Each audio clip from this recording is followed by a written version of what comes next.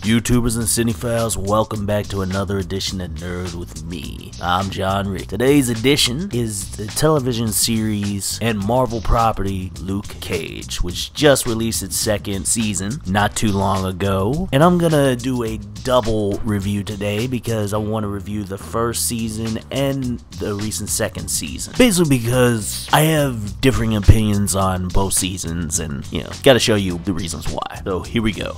Season 1, Luke Cage, starring Michael Colter as the titular character. He has invulnerable skin, so on and so forth. He's great in the role. His character was introduced in another Marvel Netflix series of Jessica Jones, and he was a good side character in that show, and I did want to see more of this character. So anyway, long story short, the series revolves around him protecting Harlem, protecting his turf, and that's what all these Marvel series are about. They're little ground level, low-key heroes that protect just a particular area instead of trying to protect the world like Avengers. You know how it is. And of course, being in Harlem, he's going against a local crime boss who's Cottonmouth, played by the now Oscar-winning actor Mahershala Ali. And he's great in the role of Cottonmouth, a very formidable opponent for Luke Cage, even though Luke Cage has impenetrable skin, so on and so forth, and super strong.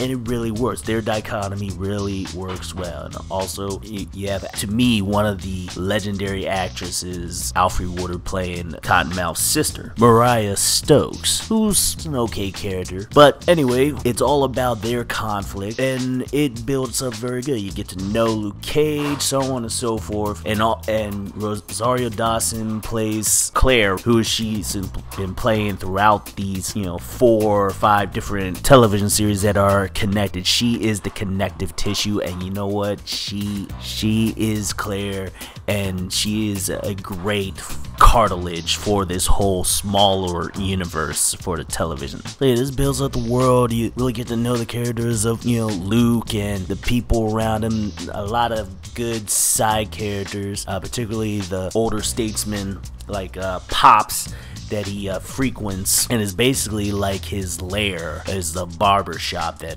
Pops owns, and he gives him sage advice, so on and so forth. You really get to love these characters, as well as characters under Cottonmouth's regime, particularly a character named Shades, who at most points he's really kind of like a 1-note, maybe a 2-note character, played by Theo Rossi of Sons of Anarchy fame, who's a good henchman, number 2 odd job type of thing, where it's like, okay, there's one thing that describes him, and it's the fact that his nickname or street name is Shades. He's always wearing shades. So, and then a few other characters. The action is okay. You can tell they're really kind of holding back and not really knowing exactly how to portray a superhuman taking out criminals that he just with his mere breath, basically.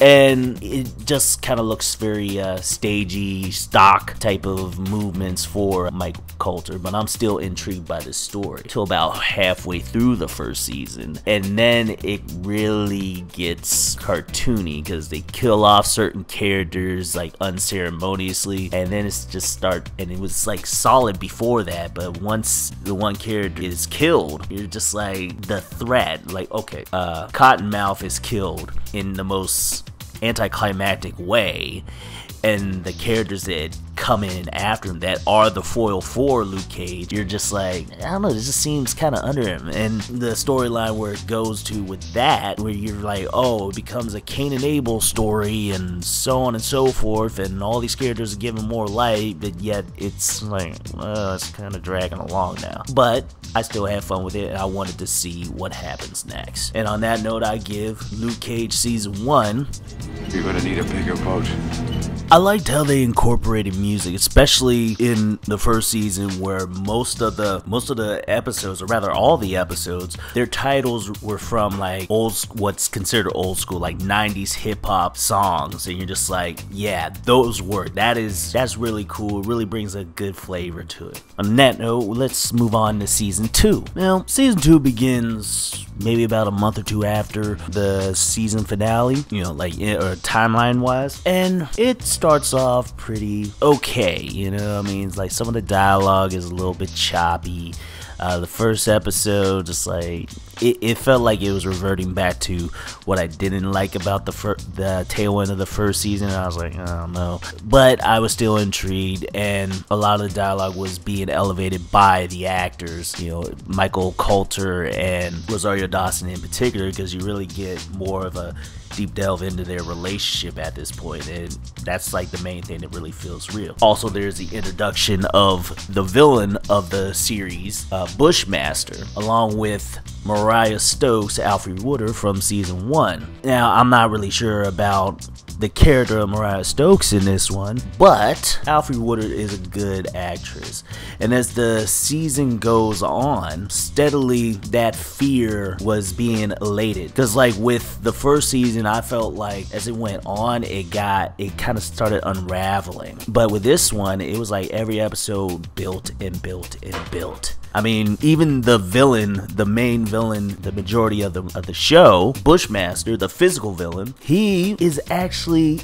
a well-rounded character. He's actually a three-dimensional character and one of the better villains in the Marvel universe, you know, not just the cinematic universe and television. Like, he's actually one of the, you know, encompassing the whole Marvel brand, film and television series. Like, he's actually, I dare to say, right under Killmonger and Thanos, because you're like, wow, this guy's really relatable, you understand his actions, and he seems like a cool guy when he's not doing the vicious stuff that he's portraying on this show. And the fact that he's doing this in a more naturalistic way, like really going toe to toe with Luke Cage, and you're just like, how is he doing that? And where they go with it, it really makes sense. And that's what's actually better about this second season, is that like with every episode, it really does feel like it's just ramping up, but it's a lot smoother and a lot more thought out. It's to the point where it gets downright vicious by the end, and every storyline, not all of them, but most of the storylines really come to a head well, you know, particularly with the villains. You know, besides Bushmaster, who was like from the start, he was one of the highlights of this season alone, just by himself. He was great. The dude that played him, he played him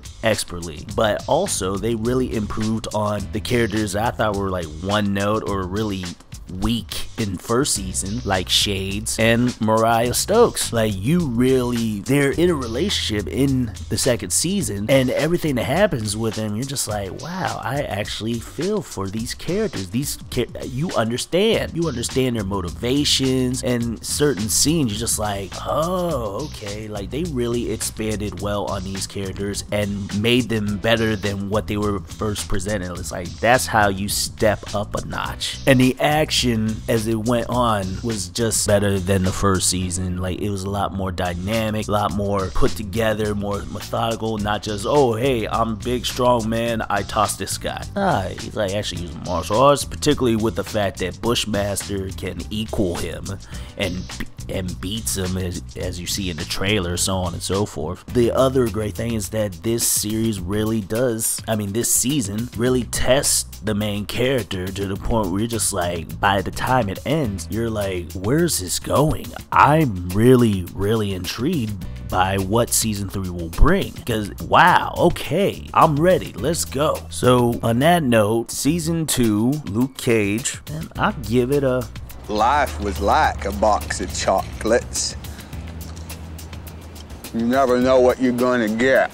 There's still a few flaws in the grind, because it did kind of stumble, coming out the gate for the first like 2 or 3 episodes, but there was always a highlight that really kept it afloat. So hey, I really do recommend Luke Cage. To me, next to Daredevil, like it's very good. Jessica Jones is good.